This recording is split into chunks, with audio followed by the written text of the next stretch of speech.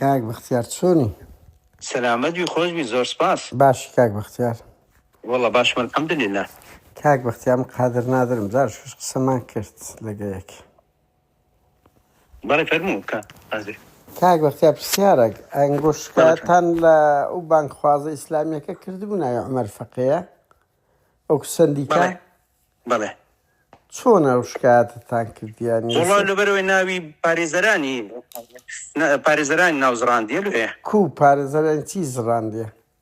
وەڵڵاهی لە تەسریحێکی باسی پارێزەران دەکا. ئاخر چی گوتیە بەنمونە؟ وەڵڵاهی بۆ دەمەی لەبیرم نییە. یان لەساوەی سەدام بنێرم دوایە. بەڵێ.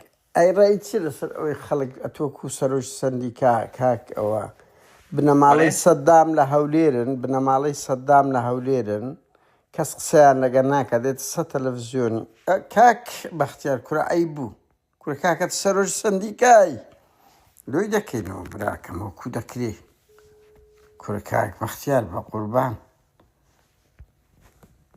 کاک بەختیار ناشیرنە تو سەرۆژ سندیکای یعنی کو دەبێ ئەوها بترسی بەجددیمە یعنی ئەو ئزدواجیەتە چییە لەنگۆدا هەیە نا یعنی جگەلەوەی لەسەر ئەوەی سەدام ئەمیش لەگەڵدام شەش قێزەوە نەگوتیتی بەڵام کاچ خۆم بنەماڵەی سەدام لە هەولێرە لەسە وشەیەکی پارێزەر دنیا خرا دەکەن بەڵام ئەو دادگایە بوویتە قەشمەریخانە کورە کاکە شەرم لە خۆتان بکەن بە جددیمە ئەو هەموو کەسەیە کە یەکێک ڕێز لە پیشەکەی خۆی ناگری ترسی نییە لە مێژوو نەوەکانی چی بەسەر دێتن سبەی لەو زەلیلەیدا دەژین ئەهاوت سەرۆژ سندیکایە دەترسێ لە تەلەفۆن ئەوە گوایە زیرەکترین توێژی ناو کۆمەڵ لەبەر ئەوەی ئەی بۆ عالی خۆی و حیزبەکەی هەیە بەداخەوە کاک بەختیار قەپلیدە